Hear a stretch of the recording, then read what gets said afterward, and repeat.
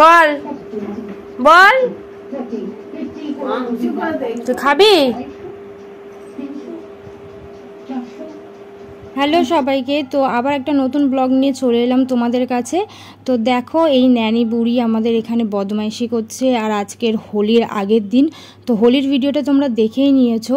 তো আমরা আজকে মেলায় গিয়েছিলাম হোলির আগের দিন, যেদিনকার আমাদের ওখানে নাম বসেছিল মাঠে। তো এখানে দেখো কত রকমের জিনিসপত্র, আর তার সাথে এই গবলু ভাইটার সাথে আমাদের দেখা হলো। চিনতাম না, বাট দেখে প্রচুর কিউট লাগলো বলে তাই জন্য ওকে ডাকলাম।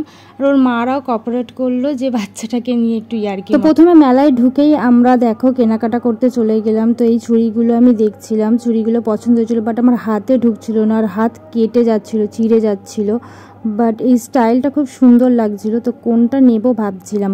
এখানে দু রকমের ছিল, তো ওটাই ভাবছিলাম যে সিলভার নেব না ব্ল্যাক নেবো। তো আর এখানে দেখো কত কালেকশন আছে চুড়ির, সবকটাই হলো একটা 50 টাকা আর দুটো 100 টাকা করে। তো এই মেলাতে প্রচুর সস্তাতেও পাওয়া যাচ্ছিলো জিনিসগুলো, আর জিনিসগুলোর কোয়ালিটিগুলো ভালো ছিল। মানে এগুলো রং চটবে না, 6 মাসের ওয়ারেন্টিও ওরা দেবে বলেছিল। তো দেখো এই চুড়িগুলো আমার পছন্দ হয়েছিল, বাট লাস্ট টাইমিংয়ে পরতে গিয়ে আমার হাত কেটে গিয়ে আমি লাস্টে আর নিলাম না, তারপর চলে এলাম অন্য জায়গায়। এটা হলো মেয়েদের ফেভারিট জায়গা, ঝুমকোর জায়গা। তো ঝুমকোর কালেকশনগুলো দেখালাম তোমাদেরকে। আর এখানে দেখো আংটির কালেকশন আছে, মানে প্রচুর ভ্যারাইটির জিনিস তোমরা দেখতে পাবে মানে এই মেলাতে। এটা যেহেতু আমাদের বসন্ত উৎসবের মেলা ছিল। আর এই দেখো কয়েকটা কিউট কিউট আমরা পেটও দেখতে পেয়েছিলাম, যেগুলো ছিল চাবির রিং। অনেক রকমের কালেকশন আছে মেলায়। তো মেলায় ঘুরতে ঘুরতে আস্তে আস্তে আমরা কিছু কিছু কেনাকাটাও করলাম এখানে। তো কেনাকাটা করে দেখো নতুন নতুন যে ক্লিপগুলো দেখা যাচ্ছে, এগুলো সত্যিই খুব সুন্দর লাগছিলো। এগুলো এক একটা 20 টাকা করে বলছিল। ডোনাট ছিল, ক্যান্ডি ছিল, তারপরে এই ফুল ছিল, তারপর প্রচুর প্রজাপতি ছিল, হার্ট শেপ ছিল, মানে স্টোন থেকে শুরু করে তারপরে যেগুলো প্লাস্টিকের বলে সমস্ত রকমের এখানে কালেকশন ছিল। আর এগুলো শপিং মলের থেকেও কম দামে পাওয়া যাচ্ছিলো, মানে এক একটা পিস 20 টাকা করে। তো দেখো এইগুলোই তোমাদেরকে দেখাচ্ছিলাম যে আমার খুব সুন্দর লাগছিলো এগুলো। তো এর মধ্যেও কিছু একটা নিয়ে নিলাম, নিয়ে এইবার দেখো আমার একটা ফ্রেন্ডের সাথে দেখা। কিছু অ্যাডভাইস? আমি জানি না তো কি অ্যাডভাইস দেব। মেলাটা কেমন চলছে? মানে আমি আজকে প্রথম এসেছি এই মেলাতে আমাদের পাড়ায়। ওটা তোমাদেরই পাড়া? অথচ এটা আমাদের পাড়া। ও তোর ভাই? আমি প্রথমে জানতামই না যে এটা আমার ফ্রেন্ডের ভাই, পরে ও বললো যে এটা আমার ভাই। তো তারপরে দেখো কিয়া এখানে একটু শর্টস বানিয়ে নিচ্ছিল, ওর খুব ভালো লাগছিলো এইগুলো। আর আমার তার সাথে খটুর সাথে দেখা হয়ে গেল রাস্তায়। তো এবার আস্তে আস্তে আমরা আগের দিকে এগিয়ে যাব। এটা হলো আমার বান্ধবীর কিউট মেয়ে। তো দেখো ওকেও আমরা দেখতে পেলাম, ওকে আমরা পুচকিবেলায় দেখেছিলাম, আর আমি এই মনে হয় আবার 2 বছর পর আমি দেখলাম। মানে ওর এখন 2 বছরই হবে, তো যখন হয়েছিল তখন একবার, আর এখন একবার দেখলাম। আর এই দেখো এখানে কাপের সেট টেট কত কিছু, একটু সংসারের জিনিস আমি দেখে নিচ্ছিলাম। তার সাথে ছোটোবেলার খেলনাবাটিগুলোও ছিল, যেগুলো আমার দেখতে খুবই ভালো লাগে। আর এখানে দেখো এখানে ট্যাটু ছিল, তারপরে আরও সব জুয়েলারির দোকান ছিল। বেশিরভাগ মেলায় মেয়েদেরই জিনিস পাওয়া যায়, তো ওগুলোই আমরা টোটাল এখানে দেখে দেখে যাচ্ছিলাম যে কোথাকারের কালেকশন ভালো, কোথা থেকে নেওয়া যায়। কারণ টুকটাক জিনিস কিনতে কারই না ভালো লাগে, আর আমরা সারাক্ষণ কিনবার জন্যই ব্যস্ত থাকি। আর এখানে পায়েলের অবস্থা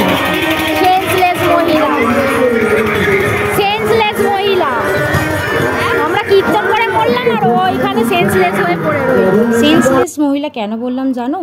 কারণ এইবারেই দেখতে পারবে যে ও দোলনা চড়বার সময়, মানে ওইটা আমি ক্লিপটা নিইনি, ও আমার পাশেই বসেছিল। দোলনা চড়বার সময় ও এতটাই মানে হাইপার হয়ে গেছিলো ভয়েতে, তো তাই জন্য ও পুরো অজ্ঞান হয়ে গিয়েছিল। আর এখানে দেখো এখানে রূপসা জিজ্ঞাসা করতে গেল যে কত করে টিকিট। তো আমরা জিজ্ঞাসা করে পায়েলকে আমরা জোর করছিলাম যে চ চ চ, কিন্তু পায়েল যাবে না। তো তাই জন্য ওকে জোর করে নিয়ে যাওয়া বলে প্রথমে কেয়ারা উঠেছিল, তারপর ওখান থেকে আমরা নেমে গিয়েছিলাম। নেমে যাওয়ার পরে প্রথমে মেলাটা আমরা এক্সপ্লোর করে নিলাম। এক্সপ্লোর করে নেবার পরে দেখো পুরোটাই মেলা তোমাদেরকে দেখাচ্ছে। আর এখানে এক একটা কী কী সং হয়েছে সেটাও দেখাবো। এটা হলো বড় সংটা। তো দেখো এটা হলো আমাদের পুরোটা মাঠ, যেটা আগের দিনের ফাংশনে তোমরা দেখেছো যখন জগদ্ধাত্রী এসেছিল।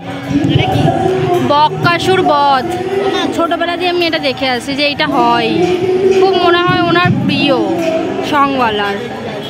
আর এইটা কি ভণ্ড সাদের কুকুর, মানে সব জায়গায় ভণ্ডামি চলছে, সব জায়গায় স্ক্যাম, সব জায়গায় স্ক্যাম। একটু কম পাওয়ারে নাচছে, নাগরাজ ওদের অনেক পাওয়ার থাকে, ওই জন্য খুব ফাস্ট ঘুরছে। আর ছেলেদের এমনি তো ছেলেদের সামনে কোনো পাওয়ারই থাকে না। ওটা তুই না? যেটা শুয়ে আছে ওটা তো আমি।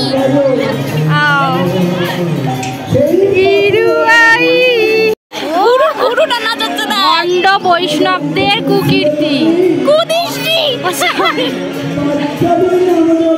কোথায় পুরো নাচ? আরে পুরো নাচাচ্ছে ওই বৈষ্ণবটা। দেখ আমার সাথে যারা এসেছে তারা খুব অশিক্ষিত, যারা ওখানে দাঁড়িয়ে আছে। এই যে আমাদের পেছনের সঙ্গগুলো এই পাড়ার কারণ না কারণ লাইফ এসেছে। এটা সন্তানের মা এক যুবকের হাত ধরে পালাচ্ছে, পথের মধ্যে বয়স্ক স্বামী হাত ধরে টানাটানি করছে। যান্ত্রিক পুতুলগুলো তো তোমাদেরকে দেখালাম, এগুলো হলো ছোট যান্ত্রিক পুতুল। আর বড় যান্ত্রিক পুতুলটা তোমাদের দেখাবো, তার আগে ঠাকুরের দর্শনটা করিয়ে আসি চলো। তো এটা হলো আমাদের রাধা মাধবের মন্দির, আর এটা পাশে শিব বাবার মন্দির আছে। আর যেটা সব থেকে এখানে পূজনীয় বা বড় ঠাকুর যেটাকে বলা হয়, সেটা হলো আমাদের এখানের পঞ্চানন্দ বাবা। তো ওনারই এখানে মূর্তি করা আছে। তো মানে তিনজনার, রাধা মাধবের, পঞ্চানন বাবার আর শিব ঠাকুরের তিনজনার এখানে মন্দির করা আছে। আর দেখো আমরা পুজোতে বাইরে বেরিয়ে এলাম। এইবারে আমরা তোমাদের বড় সংটা দেখাবো। আর এটা হলো আমাদের দেখো বাইরে থেকে মন্দিরটা, আর এই প্যান্ডেলটা সাজিয়েছিল কত সুন্দর দেখো। তো এইবারে তোমরা একটু এনজয় করতে থাকো। এটা করমণ্ডল এক্সপ্রেসের যেটা বর্ণনা দেওয়া আছে সেটাই তোমরা যান্ত্রিকভাবে দেখতে পাবে। মুখার্জি ও সোমা চ্যাটার্জি, প্রোপাইটার শ্রী সুদর্শন মণ্ডল, গ্রাম কুলট। আজ আমরা যান্ত্রিক পুতুলের মাধ্যমে আপনাদের সামনে তুলে ধরার চেষ্টা করব সেই ভয়াবহ ট্রেন দুর্ঘটনা, যা কেড়ে নিয়েছিল শতাধিক মানুষের প্রাণ। দিনটি ছিল 2023 2রা জুন, শুক্রবার। শালিমার স্টেশন থেকে বেলা 3:15 নাগাদ 24টি বগিতে আনুমানিক 2285 জন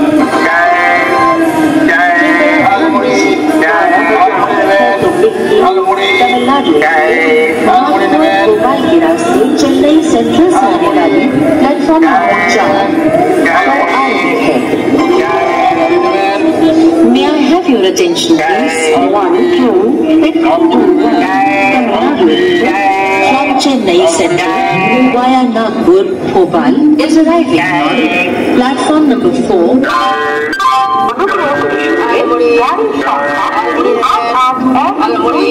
মেদিনীপুর হাওড়া লোকাল 8 নম্বর প্ল্যাটফর্মে সমস্ত যাত্রী ট্রেনে উঠতে থাকে। প্রিয়জনদের ছাড়তে স্টেশনে এসে ভিড় করেন তাদের আত্মীয় স্বজন, বাবা মা। সন্তানকে ছাড়তে আসে তাদের মা ও বাবা। সাবধানে যাস বাবা। তুমি কোনো চিন্তা করো না মা, পৌঁছে একটা ফোন করে দিস, ভাইকে দেখি কোনোদিন ও আমাদের ছেড়ে থাকে না। তোমরা কোনো চিন্তা করো না বাবা, আমি সবসময় ভাইয়ের দিকে লক্ষ্য রাখবো। চিন্তা হয় রে বাবা, চিন্তা হয়। কাজ শিখতে গেছে এই অভাবের সংসারে আমাদের সুখে রাখার জন্য, নিজের পায়ে দাঁড়ানোর জন্য। চিন্তা চিন্তা হবে না বল? কাঁদছো কেন? কতবারই তো কতবার চালিয়ে যাচ্ছে। ও মামা আর কটা বছর, তারপর আমি আর ভাই বাড়ি ফিরে এসে একটা ছোট্ট দোকান করবো। আমাকে তো না। তাই যেন হয় বাবা, তাই যেন হয়। মা মঙ্গল জন্য তোমাকে রক্ষা করো মা, তোমাদের রক্ষা করো। ওরা যেন ভালোভাবে পৌঁছে যায়। তখন ওর বাবা মা জানে না যে আর কোনোদিনই তার সন্তানেরা বাড়ি ফিরে আসবে না। বাবা, এই তো সেদিন আমাদের বিয়ে হলো, এর মধ্যে তুমি আমাকে ছেড়ে চলে যাচ্ছ। কি করবো বলো, না গেলে চাকরিটা কি চলে যাবে। আমার শোনো না, আমি একটা ব্যবস্থা করি, তারপর আমি তোকে নিয়ে যাবো। হ্যাঁ, কটা দিন পরে তুমি ছুটে আসবো। এখন আমার একটা দিনও তোমাকে ছেড়ে থাকতে ইচ্ছে করছে না। ওরকম করে না শোনা। আচ্ছা বলো আসার সময় জানে না এদের খাই তাদের শেষ দেখা। আর কোনোদিন তার স্বামী বাড়ি ফিরে আসবে না।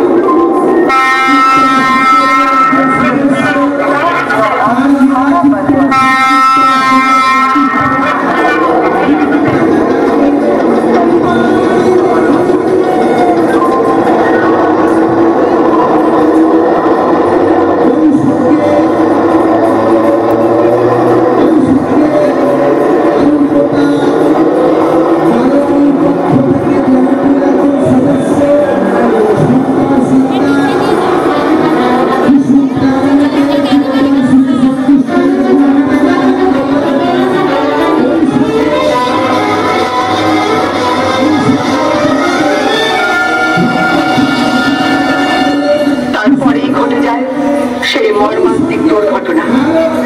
100 কিলোমিটার বেগে আপ লাইন ধরে এগিয়ে চলেছে করমণ্ডল এক্সপ্রেস। সন্ধ্যা 7টা নাগাদ। তাই একই সময় ডাউন মেল লাইন দিয়ে আসার কথা ছিল যশবন্তপুর হাওড়া এক্সপ্রেসে। বালেশ্বরের বাগাননাগা বাজার স্টেশনে লুপ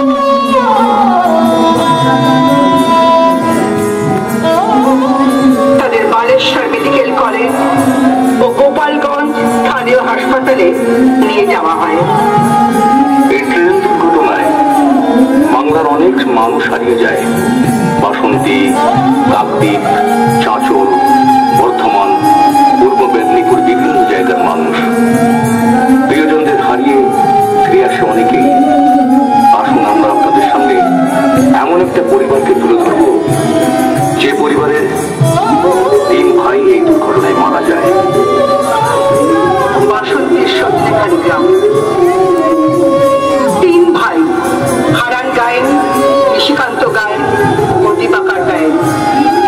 3 ভাই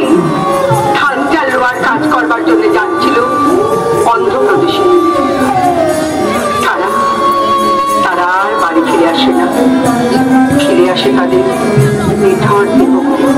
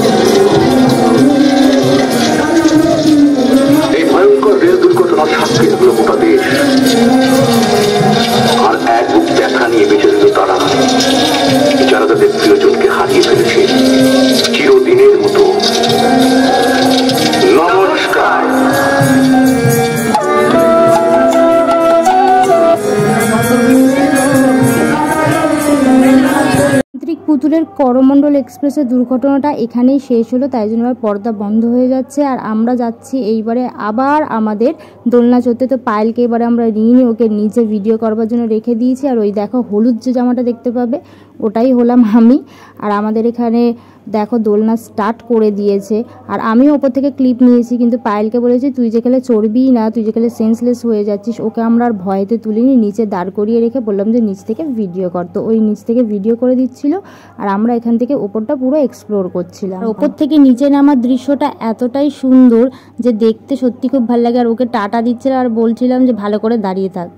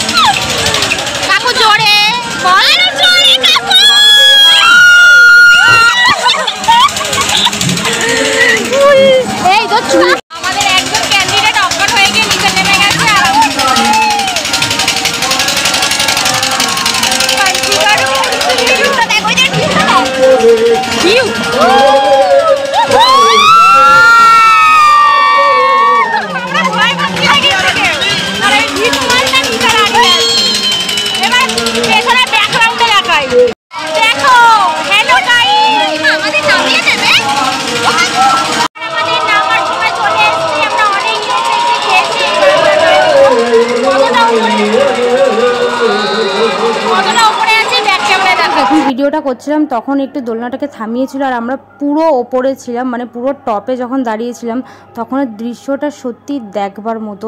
কিন্তু যারা ভয় পায় তারা প্লিজ উঠো না, যেমন আমার বোন। তো ভিডিওটা শেষের দিকে চলে এসছে, রাত্রি 11:30টায় সবাই মিলে এখন ভ্যাস্টমি করা হচ্ছে। আর এই দেখো ওই কোল্ড ড্রিঙ্কস খেয়ে ঝাঁজ লাগছে তবুও খাচ্ছে। কটা বাজে এখন? রাত কি করে জানবো? রাত 11টা বাজে যায়। এই পুকুর পাড়ে আমরা বসে বসে একটু গল্প করছিলাম, কারণ তখন যেহেতু তার পরের দিন হোলি ছিল। আর হোলির ভিডিওটা সবাই দেখে নিও, আর ভালো লাগলে like comment share and subscribe করে দিও। আজকের জন্য টাটা, বাই বাই, ভালো থেকো।